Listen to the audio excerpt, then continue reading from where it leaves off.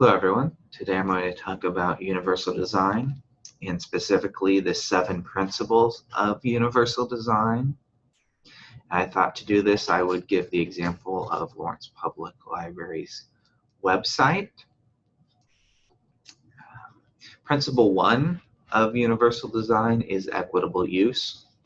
In the context of this website, equitable use would mean that anyone can use this website and get the same information from the website, regardless of any limitations they might have. The obvious limitation that could be problematic here is visual, because all this content is visual. However, if an individual has a screen reader on their desktop, then they would be able to have all of this information read to them, conveyed to them, in which case it would provide the same level of information and it would be equitable to them.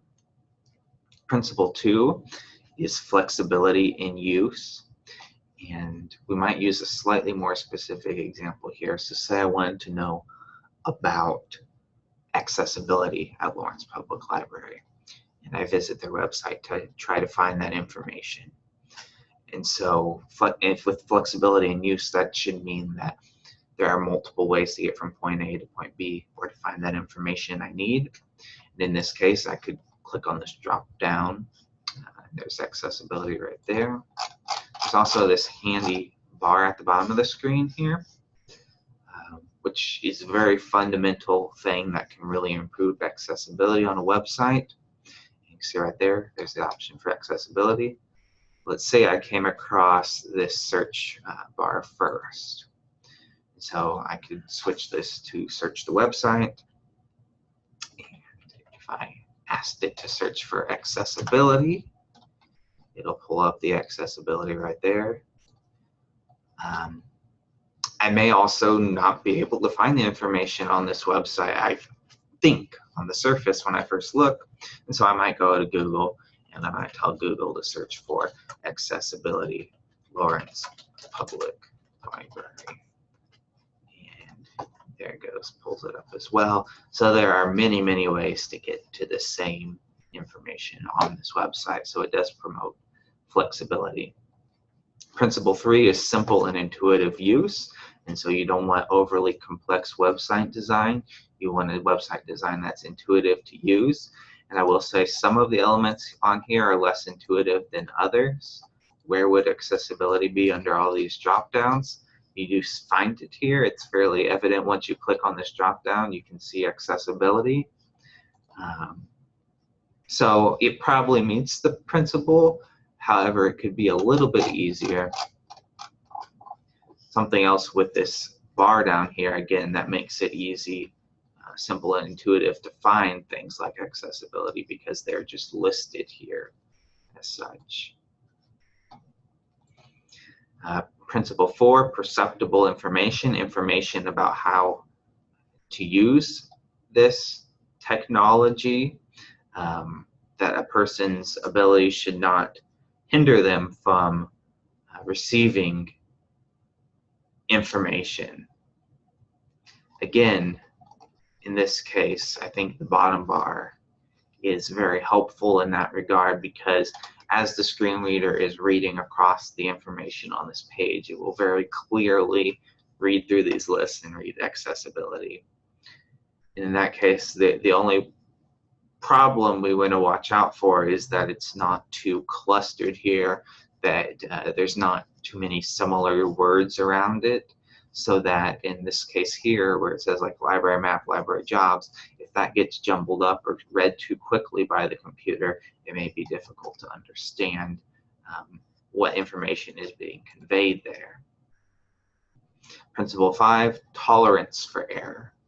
And so essentially, if we make a mistake here, if we're looking for that information about accessibility, but I clicked on this, we don't want that to take me to some place where there's a dead end and I'm not going to be able to get out unless maybe I went and started all over at the beginning on the home page. It needs to be easy for me to still get to that information I am looking for. Of course, there's still that drop down that follows you on every page, and so does the bar, so it doesn't cause any barriers. This might be a little more difficult if you're talking about a learning module and you're working through the learning module. You get to point 3 in a 5 points, 5 learning objectives module, and then you're not able to go back and see your responses or change your responses to part 2, for instance. It also comes into play, of course, with online tests, for instance, where you might not be able to go back to a previous question. Principle 6, low physical effort. So we don't want to make it more difficult than it absolutely has to be to navigate. In this case, we're not needing a huge amount of physical effort.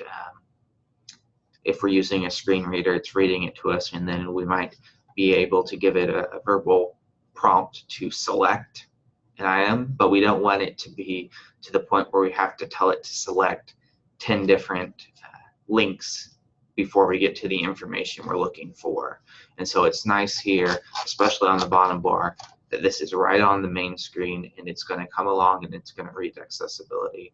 We say enter or select, and it will take us right to the information about accessibility. We don't have to click on a link for help, and then a link for more information, and then a link for about, and then a link for help, and then a link for accessibility.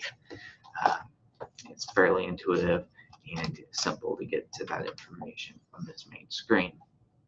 Principle 7, final principle, size and space for approach and use. Again, in this case, I think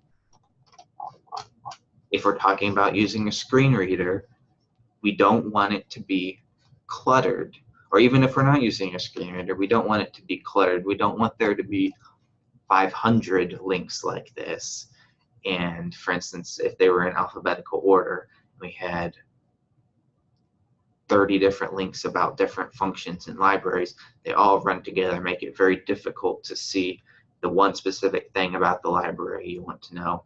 Or if you're listening to that using your screen reader, it's just going to sound like a jumbled up mess. And so separating it thematically, or finding some other ways to say what information is in this part of the website is beneficial to break things up, make them easier to read, easier to listen to, and navigate throughout the page. So those are the 7 principles of universal design. I just wanted to kind of demonstrate how those would look like on a website like this. I don't think this is a perfect website as far as universal design, but it does have enough of those elements in place to give you an idea. So thanks everyone for listening. See you.